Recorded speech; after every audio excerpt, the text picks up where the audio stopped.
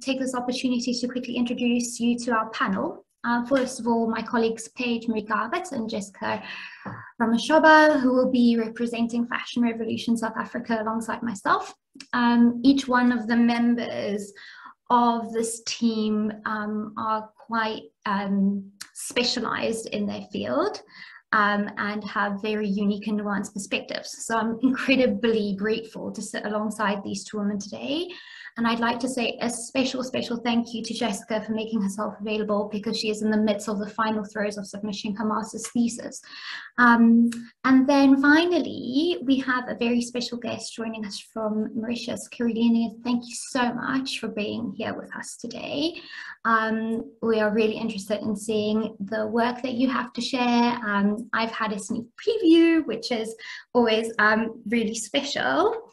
And yeah, thank you to our audience and to Jackie for your time. And yeah, please feel free to pop some questions in the question bar. We have added some time so that we can have a little bit more of a conversation around some of these talking points of mending and repair.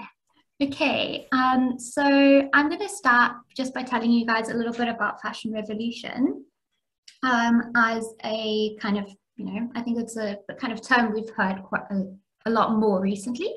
Fashion Revolution is a fashion activism movement that was born out of the 2013 Rana Plaza disaster in Bangladesh. This really mobilized citizens, the industry and policymakers to demand for a more equitable fashion system that is kind, uplifting and considerate of the people and planet. And kind of fast forward to where we are today in 2021 +5, in the wake of climate disaster during the week of COP26. This message is no more pertinent than ever. This is a global movement of people who make the industry work, and that includes every one of us, because none of us really tend to walk around naked. So this is the people who wear clothes and also those who make them.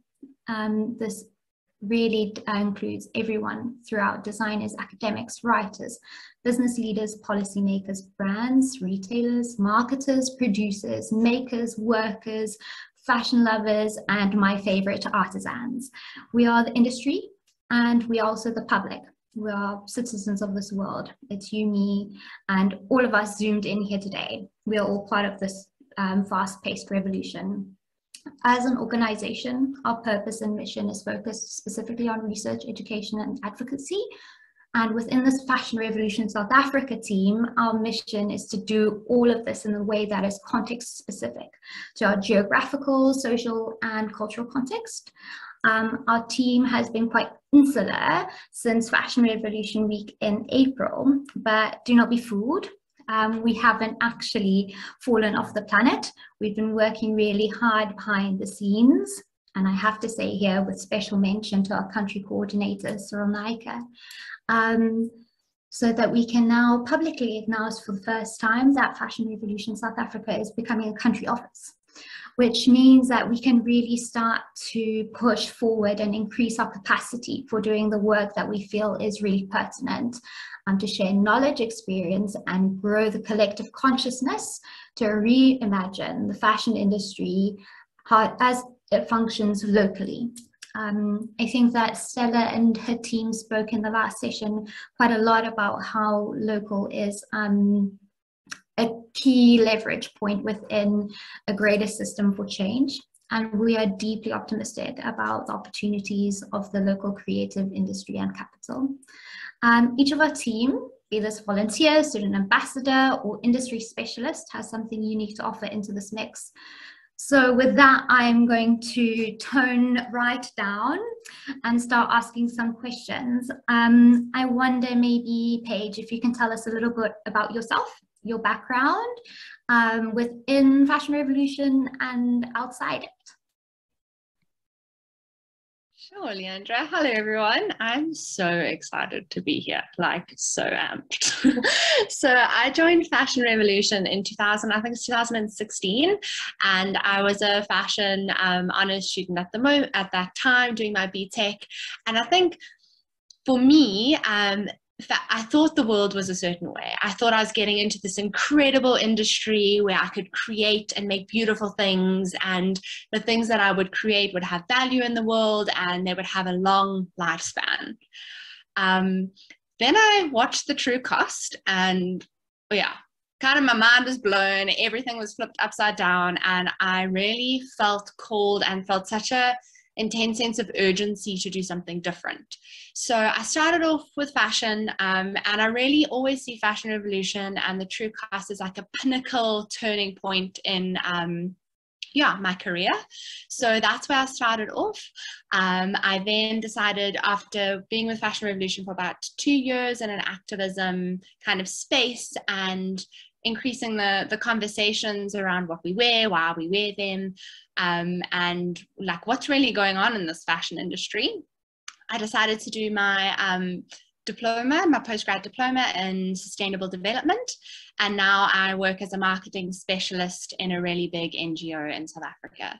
So it has been quite a twist and turn, but it really has been led by this consistent asking questions and wanting to know, like, really, I really thought clothes were really amazing and everyone could just look good. How did it turn out to be so hectic? And the more you learn, the more you see how this industry really just needs everyone on board.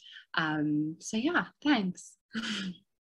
Cool. I'm gonna follow that up with another question. Perhaps you can share a little bit about the most impactful change you've seen whilst being involved with the social movement, kind of given your history and tenure with involvement, and also tell us like what motivates you to continue doing this kind of work. Sure. So when I was reflecting on the last 5 years, I thought that there was going to be something massive that was be like, this moment was the most impactful. But the more I thought about it, when Fashion Revolution started in South Africa, it was like there was like 10 people having a conversation. They were like, oh, what is this about? Like, I watched this documentary, like what's really going on? But the conversation was like in tiny little pockets and often in silos, that it was like echo chambers, and there wasn't this diverse conversation going on. And I think what I've really noticed where we are today globally as well is there's just so much more conversation. And I think it used to be that Fashion Revolution was spoken about in April and was spoken about at fashion schools. And it was like very much like only in industry specific, but very seldom was it at large a big conversation. So I think what's been really impactful to see is how conversations about what you're wearing, who made it, where you bought it from, how you changed it up, what you repaired, like those conversations are like at dinner parties now, and like in all sorts of bizarre places. People are like, oh, I learned how to sew a button, and you're like, yay, this like might seem like something small, but it is such an act like of rebellion against the system. And I just like, I love that it's gotten to the point where my dad is even like, wearing a Holmes Brothers shirt, and I'm like, yay, Dad, well done. So I think it's a beautiful shift from these pockets of silos. I would say in terms of long-term sustainability and long-term change, is that these conversations become everyday, very normal conversations to ask, oh, where did you get that from? Or I wonder who made that. Is there cotton in there? So I think that's been a really beautiful shift, and a shift I think I unexpectedly have seen as the most impactful in this space. And then what motivates me? I think I've always loved fashion, and I think as I started to realize the industry, how terrible the industry was in terms of people as well as the planet, and in the impact it had, I think I rejected fashion quite a lot, and felt this like quite a repulse towards it, because I was like, oh my gosh, I'm terrified. This is all just like too scary. What do I buy? What questions do I ask? And I think as I've shifted into thinking more long-term sustainably and less having to be perfect about every single decision I make, where it came from, being so intense about the perfectionism and moving more into the the ease of asking questions and figuring things out. I think as I've moved into that space, it's become a lot less of a panic space and actually more of a continual journey of asking questions and fixing things and making my skirt a little bit shorter, like trying different things so that the acts of rebellion are consistent. And I think that's what energizes me, is to know that it's not all or nothing. It's just trying to figure it out every day. So yeah, and then also speaking to amazing people all on this call. It's just so cool that there's more people that are wanting to have this conversation. So that definitely keeps me energized. Yeah, I think it's such for people who work in industry specifically, there's this moment that you kind of have the rug pulled out under your feet, where you learn that what you've bought into and invested yourself in is actually like a little bit broken, and then you kind of dig deeper and deeper, and it's kind of yeah, you have to really renegotiate what fashion then means to you. And I think even as a consumer, when you are faced with the reality of like actually buying things is bad, and what I can afford is not necessarily sustainable, it becomes so complex that it completely draws the passion out of it, and kind of finding that again is sort of a challenge. But once you get there, there's this incredible creativity, which I guess is really what the session is about finding ways to work with what we have, and put ourselves into it. Thanks, Paige. Okay, Jessica, hello. I hope you're ready for my onslaught of questions. I am ready. I was hoping that I was not going to be that person with the mute button on. It always happens. This seems to go on, like, I'm not going to be that person. And then as soon as you say hello, and you're like, oh, I'm on mute. Yeah, guys, I think it's just a signal of how we're not supposed to be living like this, because our brains refuse to learn. Jessica, thank you so much for being here again. I really, really so much appreciate it. Would you like to share with the audience outside of Fashion Revolution what it is that you do? I'd also like to mention that both Jess and Paige are in Joburg, so they're really going to be like pivotal members for us there to build our audience. But let's just draw a little bit of picture of you more holistically first. Hello, everyone. First and foremost, Becky and you, Liandra, I think it's such an honor to share space with everybody else on this call. So I'm a former fashion editor. I got into fashion through styling. And and obviously, I wouldn't say I got into fashion through styling in terms of I loved fashion. I think I enjoyed styling. And I'm only realizing it now that I am so interested and keen on sustainable fashion that actually the assumption is that you love fashion, and I think all of us, we love fashion to a certain extent, but I think it was this whole idea of I really enjoyed styling, and that's how I got into fashion. And I eventually became a fashion editor, worked for True Love magazine, and I used to style and freelance for other publications as well. And then, and then it was time to move on, and I decided to go do my postgrad degree, and that's how I got into sustainability, through doing my first thesis in my honors degree on secondhand shopping, and pretty much just debating this whole idea: is secondhand shopping really sustainable fashion? But anyway. I don't want to go into that. It's another whole story. I don't know if I ever even proved it, if it's not or not. But hey, we passed it. We got the degree. That's what matters. Anyway, and then, so I'm a podcast host. Fast forward to today, I'm a podcast host called The Wardrobe Shift. And The Wardrobe Shift was really inspired by this whole idea of me seeing how just this shift that is happening about, within our wardrobe, and these conversations that seem to continuously move towards wardrobe, in whatever form, whether it's people shopping, people enjoying what they're enjoying, and then also with this whole pandemic in terms of how we shifted to a different spectrum, unannounced, unprepared, but we're just doing it, whether we liked it or not. And then I also run my own platform. It's a sustainable platform. We teach mindful living, but through the lens of fashion. And we do talk about, you know, home or food or beauty in other spaces. But I think we are recognizing this whole idea that the woman we are talking to in terms of sustainable fashion, she's not, you know, she doesn't live in asylum. You know, she has to eat, she has to live somewhere, she has to wear something. And those elements as well, they could or they are affecting sustainability. But also not that, the whole idea that she may also maybe find it difficult to change her fashion, but maybe it's easier than to sort out her kitchen in terms of how much plastic you have, or how much, you know, what are you eating, where you get your food. So we're conscious to the fact that she's not only about fashion, she's also about other things. And another way of us preaching the message is maybe through other elements of her life. And in a nutshell, that's me. I'm also doing my master's degree in, again, sustainable fashion. And I'm looking into this whole concept of why do we wear what we wear, why do we buy it, and why do we discard it? And hoping to argue that if we have that information, then we'll know how to advise designers in terms of what consumers love. So it's still early stages.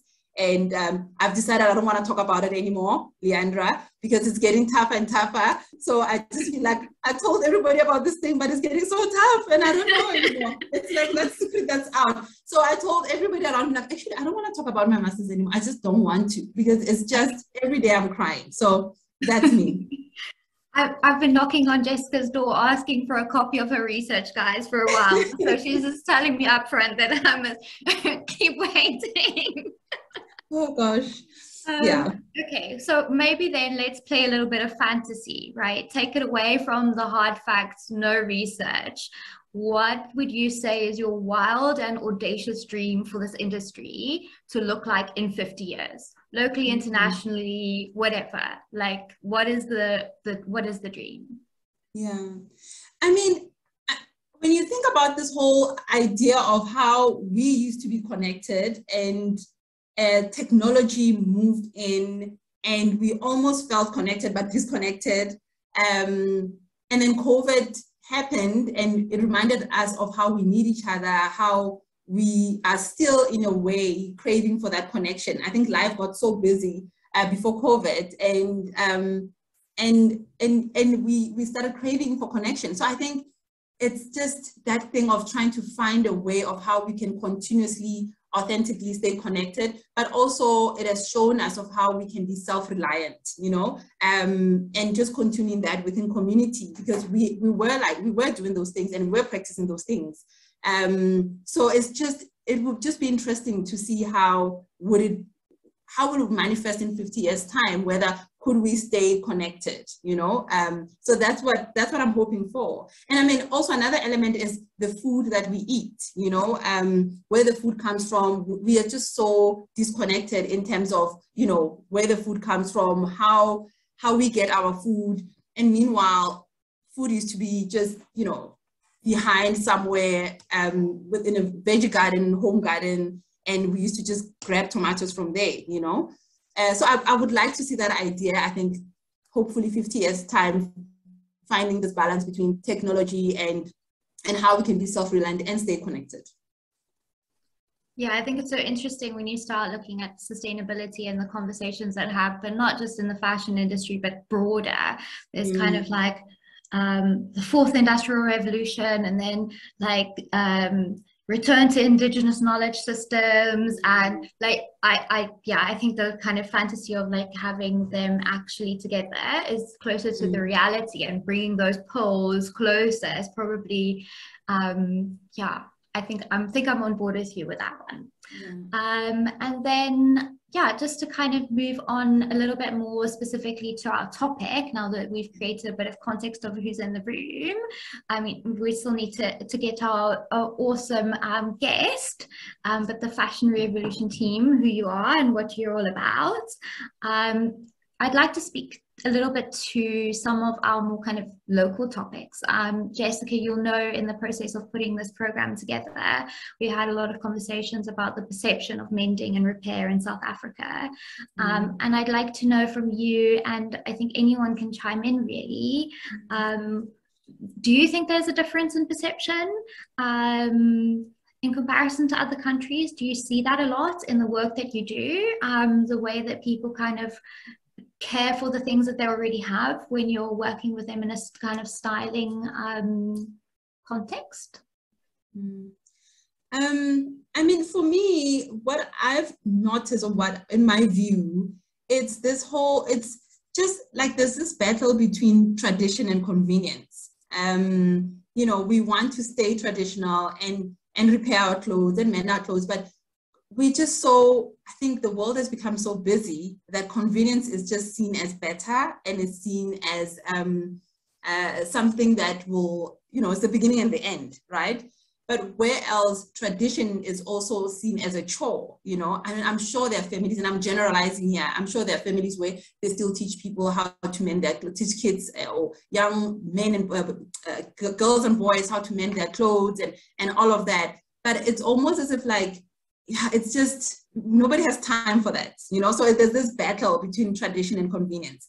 And then you look further, and there's also this battle between convenience and wanting. So we all want these beautiful things, we want to buy them, and you see a lot if there's, you know, occasions and all of that, but also just the idea, the convenience of having to go buy those things and have those things, but nobody has time to fix what we have. And currently, all the garments that you've been buying and you've been spending money on, nobody has time to almost repeat or just figure out why it doesn't fit anymore and where can I fix it, and maybe let's recycle that into the next occasion. So I think for me, that's what I'm picking up. It's like we want to do it, and we have the liberty to do it, and the knowledge, you know, whether it's from our aunts or our moms. But it's just, yeah, it's just that battle. And I was saying to Jackie, I think a couple of days ago, that I was trying to remember when did I learn how to repair clothes and all of that. And it was really in high school, but I hated it so much, like with a passion. I really wanted that class to end. And it's amazing how, you know, fast forward, it's just become such a key factor in my life, you know?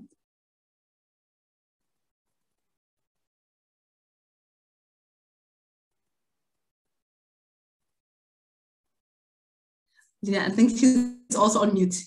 Linda, you're on mute.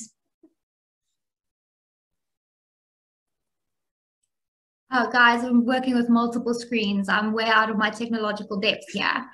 Give me a weaving loom, please. I think that's so interesting. I was in a call recently with somebody who's a few generations ahead of me in the game, who said that in school they actually had a subject called, gosh, I'm definitely paraphrasing here, but like wardrobe curation. And that really struck me as something that it just speaks to our society and where we're at in terms of how we kind of regard the goods that we own. Paige, I don't know if you maybe want to chime in and maybe share your thoughts on this. What do you think are the kind of general perceptions of mending and repair, specifically coming from like a fashion design perspective? You know, you work in kind of very different circles, at least at the time. I think it's such an interesting conversation. I think I resonate so much with what Jessica is saying is, and I kind of see it in like the polar side. So people are doing mending and repairing as like a necessity because I don't have the money to go buy something new. This is all I have. I somehow have to make my brother's school pants fit me. My mom is going to do something, like there's that general, I have to do this, I have no choice, which is also a really beautiful space for creation and creating. And you see it a lot in Joburg CBD is people have found all sorts of interesting old jackets and have like painted them with this beautiful artwork. So there is a really beautiful space there that is allowing for beautiful creations to emerge and designs to emerge. And then I see it on the other side, which is like all the fashion designers and fashion students and people who are in that space are doing it as like and are very proud of it. So like, oh, I'll go to a wedding again. I wore this dress, the same dress last time, but now I'm going to make it shorter. Or like, I'm going to make my headband out of like an old belt or whatever. It's that, and that is also creating and designing in a different space. And you want to say, or many of those designers say, this used to be like, look like this. So there's a lot of pride and excitement. So I see that in the either side of the spectrum. And then I think the perception of the general majority of South Africans is just like, well, why would I do that if I can just go buy something really cheap? Like, why would I do this? So I think it is really interesting how there seems to be different pockets of perception. And yeah, I'm hoping that lockdown has also brought out some knitting or some button sewing in people while they sat at home. So yeah, so it'll be interesting to see how it emerges. But I think also with things slowing down, there's less need for that one dress that you're going to wear once, and there's more need for things that are long term. So hopefully people are also mending their tracksuit that they bought from Cotton On that is now falling apart. So yeah, there is definitely hope for the shift, but I see it in the polarized kind of sense.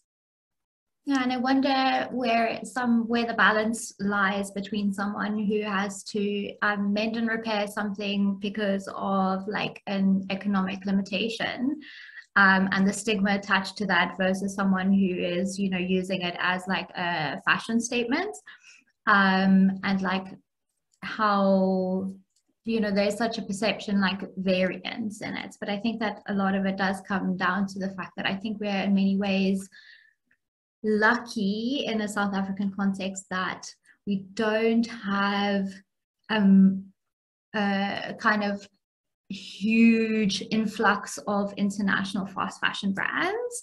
Like, yes, they're here, but even when people do support them, and I'm talking about the kind of like broader South African household, that people do tend to actually care for those things, but it's very difficult to detach that from getting caught up in the trends of like seasonal change and this color and that pattern, to feel relevant. I think that specifically within the youth, I think that's why thrifting has become such a huge kind of area of growth, is because there's still creative expression and kind of in a very anti-fashion way. Cool, and thank you so much for your insights. So next question, and this is to everyone. I'd love to hear from you all. I want to chime in too. How do you think that the act of repair can be seen as an act of revolution?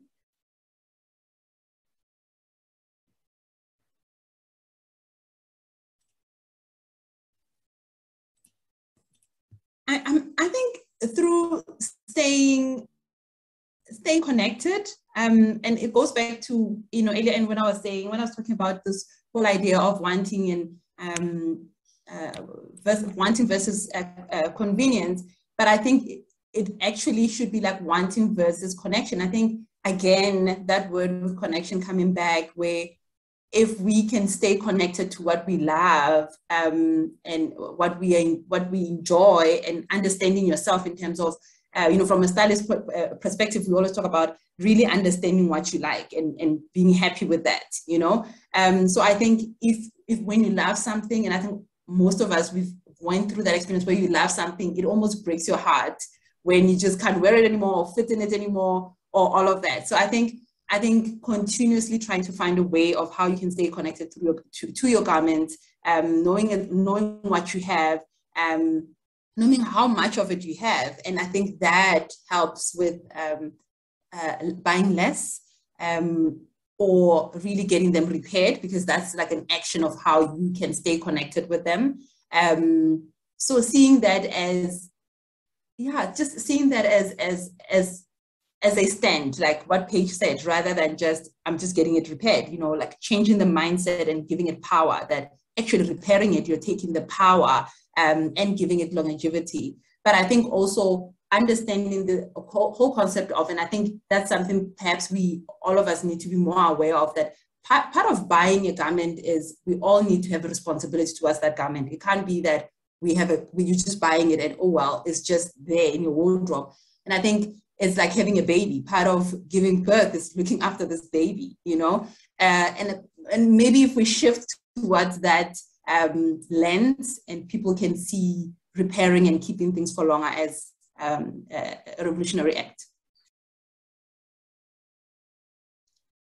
Paige, you've had some time to think about this now, so I'm expecting something really good. Thank you, Jessica. You saved me there.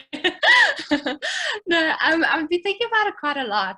And I think back in the days where I just was a fashion student and literally loved fast fashion. It's like a constant high, but it never ends. Like the cycle, it doesn't matter if you bought something this afternoon, tomorrow morning you're going to see something else that pops up on your Facebook, and it's going to be cuter and nicer and cheaper. And so the cycle, it never ends. No matter what you do, there's nothing that breaks that consumeristic pace.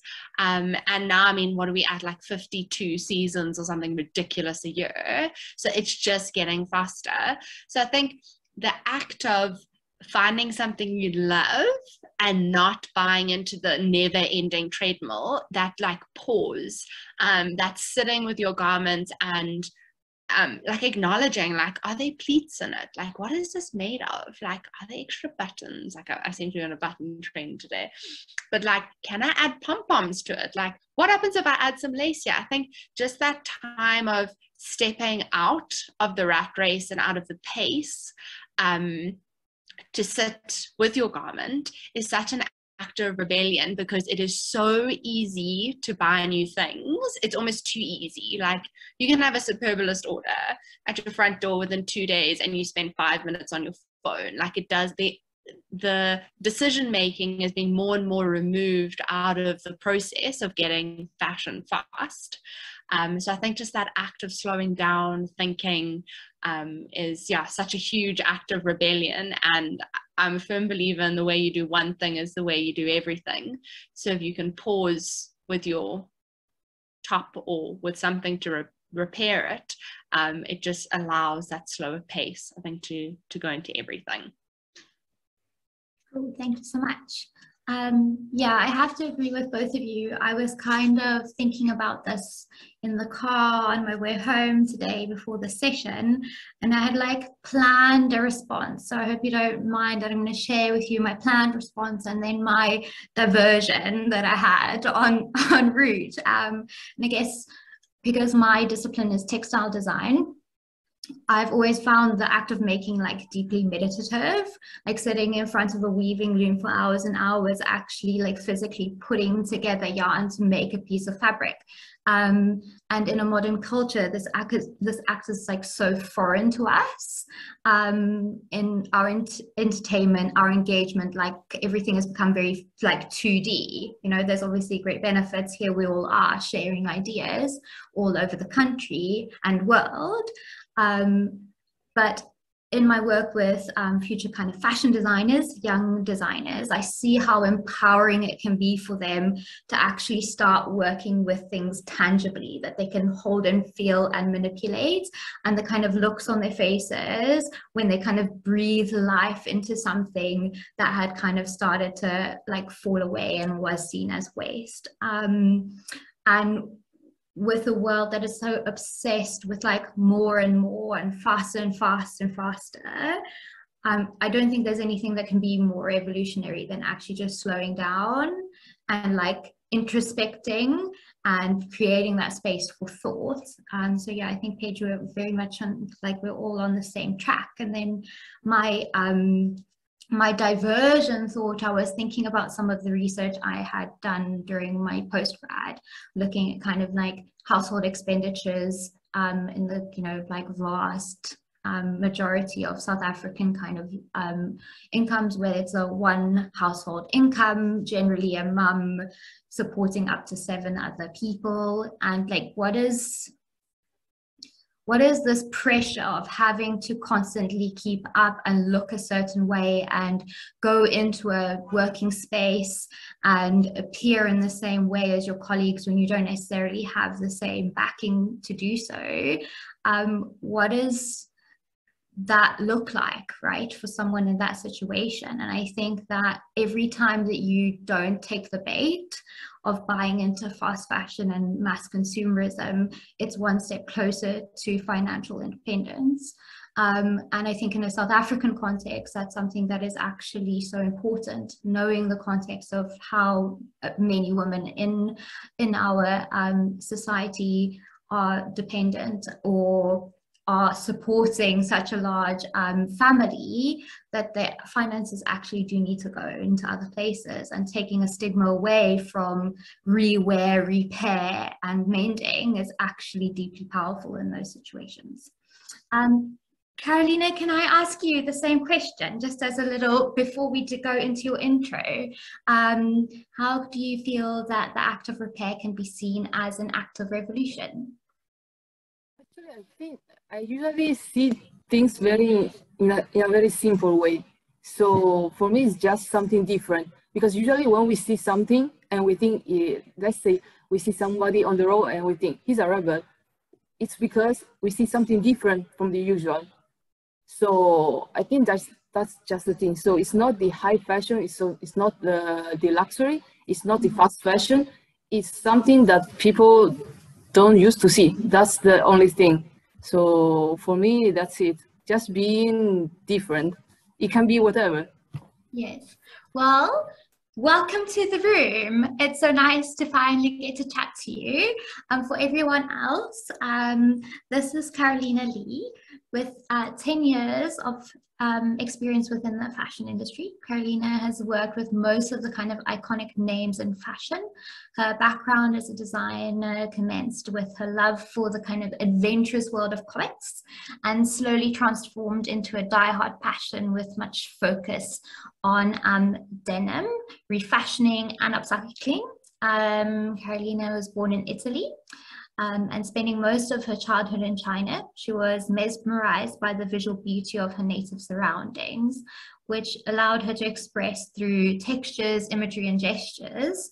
And now with her new brand under her wing, Sentima, for you all to Google later, meaning fearless, she is redefining upcycling and believes that repair instead of replacing should be the new fashion. And I absolutely agree with that.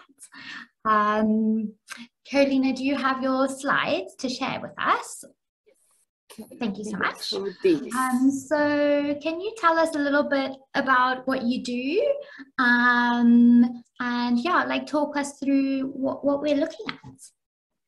So this is actually my own project. So this is apart from my actual job, because now I'm actually working as a designer in a denim factory.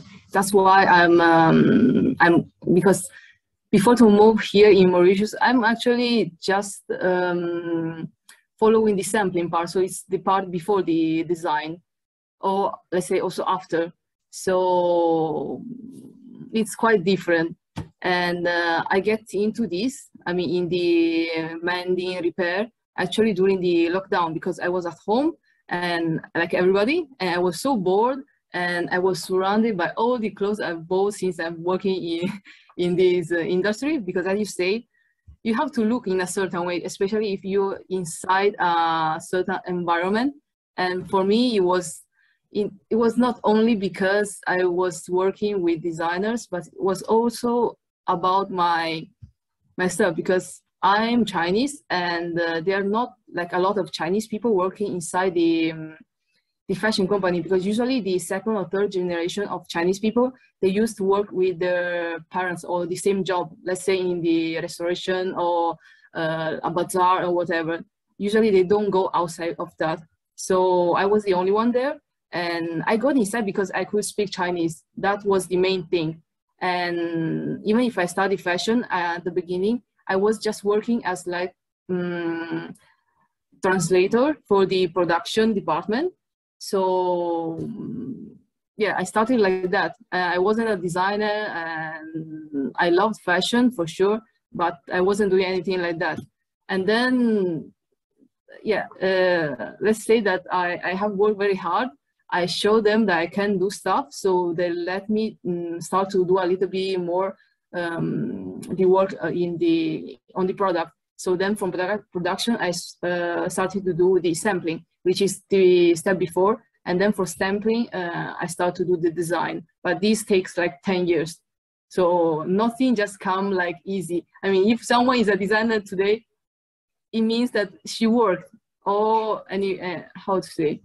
I mean, it's not like an easy job because you think that designer just do, drawing, go shopping for sample to copy and this kind of thing. It's not that the job, because usually people don't understand. And also me, when I was still working in the production department, I saw this, fancy work, everybody, the designer were wearing nice clothes and whatever. And it seems like that they don't even have to work because they just talk to people and then draw something they gave us, and then we have to do the actual work. So yeah, it wasn't easy to see all that. Now let's start to do this. This is my own project on Sentima. And Sentima, I started like last year. So it was during the quarantine. And this is the last project I did. And the one you see now here is like a kind of sashiko. Sashiko is the Japanese mending. It's just actually a running stitch. So you just put the running stitch in different direction in a methodic way, and then you will come like in a pattern. And there's a lot of pattern. I just did like the simplest way. And this is the actual garment. I had to crop it because this is a man pants actually. So I'm quite short, so I had to crop it. And the paint you see is because I was working in the laundry, so I just get it dirty, but it doesn't matter. And these holes that you see here is just under the pockets because it was used. So that's why, I mean, almost usually the original jeans or the original destroy will be in the position of the knee because you get used and you do, I mean, you stretch it more than the other parts. Also the pocket, you see also the whiskers, which are this lighter line on the hip and under the, what do you see, on the crotch. So I will show you this. It's like destroyed. To do this, actually, it's not that difficult. It just takes time because you have to do it, stitch by stitch, and the fabric can be everything. So I just put a denim fabric under, but you can use any kind of fabric, a print, whatever. And to fix it, you just use glue. And if you don't have glue, it doesn't matter because not everybody has everything in their house. When I was in China, I was small. I was living with my grandparents, and they were not like super rich or whatever, and they're used to use whatever they have in their house. So for the glue, I was using actually the rice. I will just use the rice, I will smash it, and then use the rice to stick whatever I need to stick. So, and this is, sustainable, you don't have to do anything, and then you will biodegrade and whatever. Nobody think about that in that way. And this is also the reason why sometimes I don't really want to learn things. I want to try to sort it out without knowing how this works. So here is the back pocket. You see that if you remove some of the stitch, because this is a wash denim, you will see the original color of the fabric. And for me, that's like super nice. I don't know how to explain. It's just beautiful for me. And this is how it is. And you see that this is a man pant because the waist is large. So I had to button up the button inside the belt. It's some kind of trick I learned from YouTube. So actually, whatever I did here, I learned it from YouTube because YouTube is free. Everyone can share the knowledge and it's fantastic. So, and this is another one I did. This is coming from a piece that I used for another project. This is just the back. You see the two pockets, actually it's the back of pants. So I just reused the small pieces I got and then a cord, and I built this one. And here you see the repair. This is just the machine repair. So you just need to do the zigzag. You go back and forward, you use whatever color you like. Also here on the back, you have to put a piece of fabric. So you will be more durable. And my logo. And this is the thing I'm most proud of because I just asked an artisan to make a stamp for me, a plastic stamp for my logo, because I didn't want to, because it's easy. I can just ask someone to do the plastic print for me, to do a screen, but I didn't want to do that. I want each piece to be different, and I want to use the stuff I still have. So this is done with nail polish, because what stain most? The nail polish is stained. So I say, okay, let's use that. I have a lot. I'm working like in the laundry now, so I can't put anything too fancy because the people around me, how to say, they are not used to this. So I say, instead of throwing it away because I'm not using that, I just think another way to use that. And it's coming like super nice, luckily. And this is another one, a short. This is a custom job I had to do. Same thing, nail polish. I just did the repair with another kind of fabric. And this is the, I think this was like a long pant before. The waistband has been taken off because I think it doesn't fit anymore. So if you take the waistband off, it will be larger. It's just like normal thing. And then the repair here, the zipper was broken because this is, I think, a 10-year piece. And in fact, I had to put another kind of closure, but that's perfectly fine. And yes, I just want people to start to do whatever they want to do like today, because I prefer to start this. I had all that stuff in my closet for like really a long time. I never did it because I thought I have to be perfect before to start to do something. But when you will be perfect, no, actually, you never be perfect. It's difficult to be perfect. And when you will be and you will feel comfortable, maybe it will be already too late. And you know, time doesn't come back. So yeah, that's the thing. I don't know how to Thank you so much. The work is so incredible. And I think that that is so true. We don't have time to seek for perfection. We just have to start doing something. So, okay, let's play a little game. Hypothetically, I don't really know how to sew. Could you perhaps show me a simple technique that I could incorporate into garment repair or visible mending? Is that possible? The easiest thing, actually, if you don't know how to sew, is just to use fabric glue. You can find it everywhere. Also the normal glue. So yeah, just make sure. Yeah, please, yes. Sorry, go ahead. So just make sure that that kind of glue, it doesn't become stiff after it's dry. But you can use whatever glue. I used to use like the school glue and it worked perfectly fine. When it come off, I just put it again. It doesn't matter because the final result is there. And nobody will notice that. You will look good and you will tell them that you did it. So it really doesn't matter that you have to be perfect, and outside you will be perfect actually. And if you want to start to sew, yes, and I think that's the thing, you can actually also, it's also easy. Just go to your grandma, your mom, and ask them to teach you, because we're really spending just few time with them because we don't think they're interesting. They're not doing anything, funny now because they're they're old. But actually, they know a lot of things. They really know a lot of things. So I just hope people can start, try to go back to have like a kind of relationship with them, because they have a lot of things to teach us. Not only the men, is really how to live like a life, because they've been already to all these, and now we are here, we're trying to sort it out, but we could just ask and it will be so much easier. If you want to show you something, I will just show you the easiest thing. So the running stitch. Usually people, they will think that we need to do the knot at the end of the thread, but actually we don't need that because it's ugly, and if it's inside the fabric, it will be also how to say, itchy. Yeah, sometimes, because also the knot, it's not easy to do the knot and make it like small.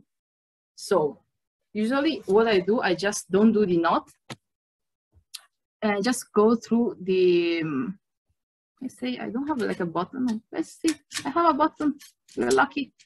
Yay. So just this button, right? Easy one hole. So you just make sure that the thread go inside the fabric. You don't have to let it pass just downstairs. You just go take like 2 or 3 threads from the top side of the fabric. Not sure if it's visible. Anyway, go through this and just go inside the same hole you did second time. And before this loop close, you just go inside the loop, and this is already fixed. So you don't have anything on the back because it's clean. And you just have like a small knot on the top that will be covered by the button here. So you just place your button. You go inside the hole of the button. So the button is tied now, and just go inside the same thread 2-3 times, and then do the same thing to fix it. It's like the easiest thing to do if you have like a, yes. So 1 time, same hole. I will just do it 2 times so it's faster. You just go inside the loop again to fix it. Now it's fixed. Done. Cut it up. So it's clean on top and bottom, and it's fixed. Bottom fixed, clean, and that's it. Fabulous. Super Thank you easy. so much. See, I think that we can all master that before the sun sets. I mean, I know it's a little bit later in other places, but in Cape Town, the sun is still out. So I'm sending you all to do some homework in true lecturer style to go test that technique immediately. Carolina, thank you so much. I actually had a whole host of other questions for you, but unfortunately we're running a little bit over time. But I'm definitely going to seek you out on Instagram. So keep an eye on your DMs very quickly. And thank you so much for sharing your beautiful work. And I really hope that your brand does exceptionally well, because you do deserve it. And thank you so much to everyone else who was here for the session. My partners in crime and activism, Paige and Jessica. And then, of course, this is the final session for the evening. Thank you very much to Twig, Jackie and your team, Priya and your team. It takes a whole village to pull off a festival like this. And I think that creating these spaces for conversation is just so special and should be celebrated. And I hope that these conversations continue to grow in your everyday, and that you take the knowledge that you've taken from these sessions into your own world and start conversations with your own kind of areas of influence. So yeah, thank you very much, everybody.